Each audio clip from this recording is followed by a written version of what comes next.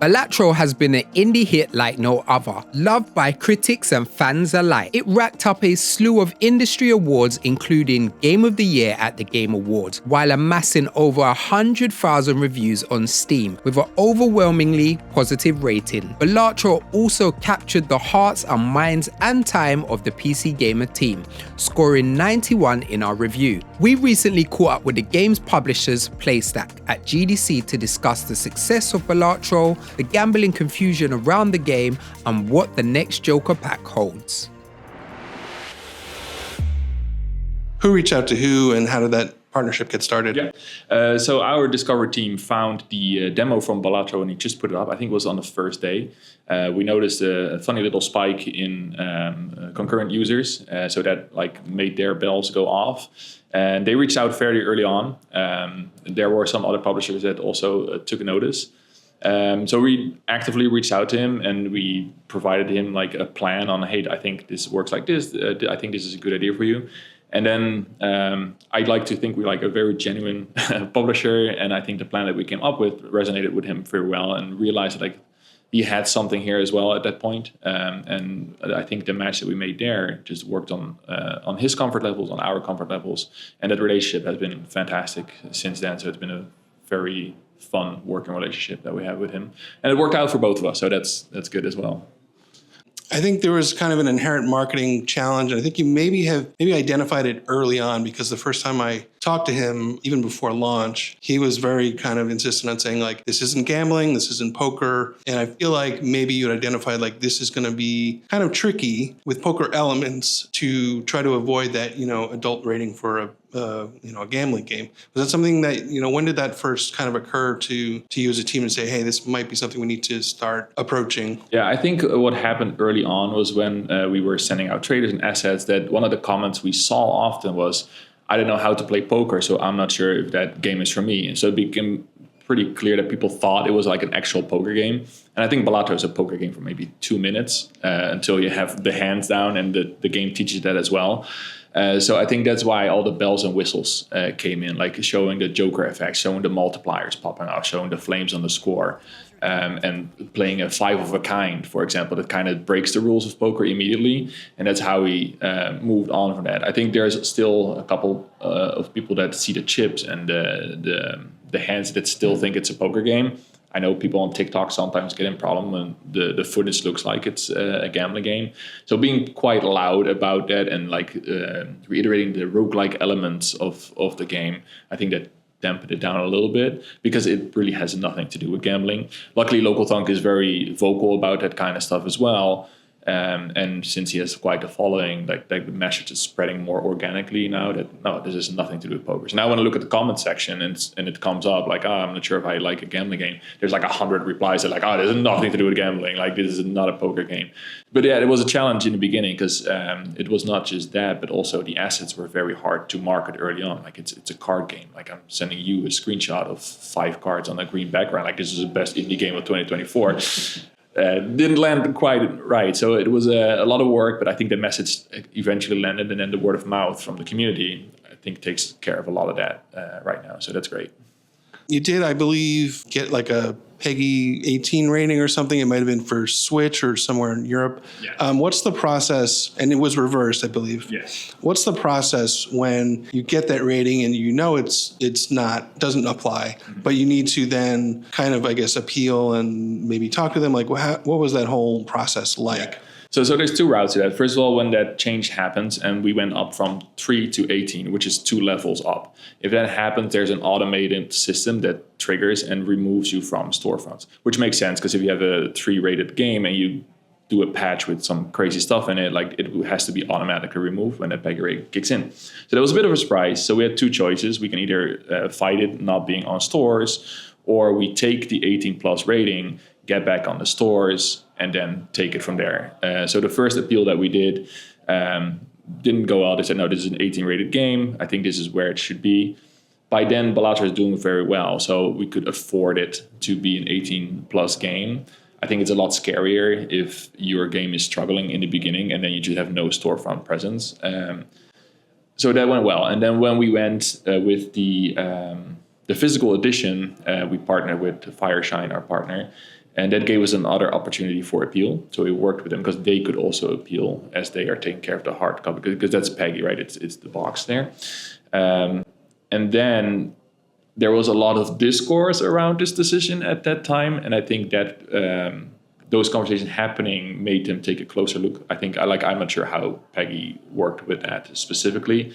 But then it eventually landed, okay, I think not only should this not be 18 plus, but there was basically a new rating system in place for gambling imagery that did not have a 12 plus option at all. And that was now created thanks to, I think, the feedback that they got and a little bit taking a closer look at the actual game instead of just looking at the screenshots and the imagery. So we were obviously very happy about that because I don't think this is an 18 plus game. I think 12 is pretty good. I know there's rules for a reason, and I think they do a great job around that.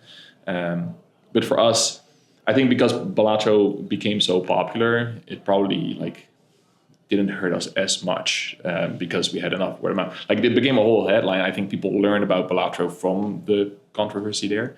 But I can imagine how it's a lot more scary if you don't have that marketing machine behind it, if you don't have a publisher who can take care of the legal stuff and you're just a little indie developer. But I'm glad it worked out. It didn't hurt us as much as we were afraid it would, but I'm glad that's behind us as well. But yeah, it's you live and learn, right? Even as a publisher to deal with that kind of stuff. I know everyone wants a hit, wants to be a breakout, wants success. But when a game, an indie game, you've got a solo dev, when it blows up the way like Balatro did, are there, downsides to that? Are there problems that pop up that maybe wouldn't pop up if it was a more modest kind of hit? Yeah. So I think there's two things. For LocalThunk himself, he's already a person who doesn't really like the spotlight. And now it's a lot harder to deal with that kind of pressure. So I think his choice to be anonymous from the beginning is helping him now in the long run because he doesn't have to worry about that as much. I do think his anonymity became the story at some point because people thought he was trying to pull Banksy and be like this anonymous developer. That's not why he did. He just wanted to be left alone, make his game and live his life, right? For us, when the game blows up like that, I think what you find yourself doing is you have to chase some success that you might not have been prepared for. People are now asking for merch for us. I know we didn't have a merch department. We had some merch that we did. But now people want playing cards. People want so chasing that, chasing your own tail a little bit was a busy year for us. But you can't complain about it in how the industry is this year. That you are very busy with new cool products and things you have to do. But yeah, we learned I think a lot from having a game blow up like that. Gladly do it again, obviously, but it's sometimes a little scary to see are we dropping the ball every step of the way now, or do we have to put more manpower on this kind of stuff? But I'm happy for LocalThunk that he can still just be his own self. He's a Canadian man, so if he goes to a party and people ask about the game, they probably mean the hockey game because they don't connect him to his game at all, which is, I think, a luxury in today's social space. Do things blow up for you too? I mean, you've got a solo indie dev who had a big hit. Are you now bombarded with other solo devs saying, hey, check out my game? Is it, created, like you said, you discovered Balatro? Are people trying to now get discovered by you? I think it definitely opened some doors for us. Just visibility in this space is very important. We had a couple of great games. Case of the Golden Idol did very, very well. We had Mortal Shell as well. But now I think we kind of managed to break out of our indie bubble a little bit. So the partnerships with the platform holders becomes a little bit easier because there's a benefit there for everybody to work with us. So we're very excited about the pitch that we're getting now. The emails get answered a little quicker. And that's just a blessing for us as a publisher that we can now show, hey, these are all the games we have because we think our games are already good, but now people are paying more attention. So now when we talk about an abiotic factor, Unbeatable, One Move Away, people are like, these guys, they seem to know what they're doing, and there's a curation level going on there that I should be paying attention to. So we're very thankful for a hit like this. Again, in today's space, it's a very, very nice thing to have as a publisher that you don't have to worry for a whole year. But now it's my boss calls it second album pressure. What's the next game? Is it gonna be the next Balatro? It's rare that these things happen, so we cherish it and very busy. Yeah. Of the new Jokers that are being added to the game coming up, which is your favorite? Nice try. It's the anonymous joker.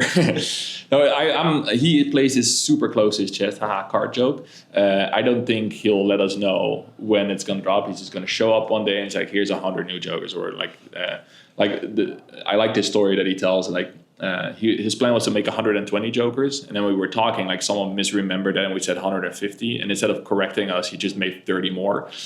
So maybe I should whisper in his ear, like, so how's those 200 new jokers coming, and then see where that goes. But I am gonna be surprised probably just as much. I may hear it a couple days before everyone else, but I know that for him it's important that it's good over fast. So 2025 still update. I think we're gonna be very excited when he gives us a sneak peek at what he's doing, but it's probably going to be good because everything he touches, he's annoyingly good at everything, to be honest. Yeah. I feel like sometimes you'll see the community will come up with their own jokers, and I'm like, no, that's not up to the standards I'm used to. Yeah. He's just such a talented guy. So, yeah. Yeah. So he early on he put out like the golden rules of Joker design, which was not like about mechanics, but it always has to have the word Joker on it. It has to have those kind of things. I know he does not look at modded content, for example, or fan art, because I think that kind of challenges your own creativity. Because you might get ideas from that he doesn't want, so he stays away from that at all. I know the modding community is going wild, but I think his sense of balancing and stuff will make the difference between, hey, this is fun modded content and this is like genuine Balatro content. But yeah, no, it's he's just so smart, and I'm sure that the next Joker is going to be a big thing. I can't wait. I can't wait to see it myself. But everybody come back when that drops. Hopefully soon. I can't wait to play more myself. I'm gold stakes at every level, so I need a challenge again. LocalThunk, get on it. I stopped at purple.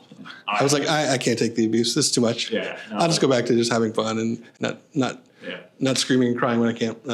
Well, I was in a competition with LocalThunk himself. So when I beat the first gold stakes, I sent him a message, and he was like, how did you do it already? And he also, I'm not sure if you tried the Jokerless challenge. Like, that is brutal. And I have the benefit that I can actually like message him. So when I beat that challenge, I sent him the video of the score going. I'm like, screw you, yeah, I got it. And he was mad at me. I was like, how did you do this so fast? But yeah, no, that's good stuff. But there's still so much to be discovered, and people are still picking up, like people discovering it every day.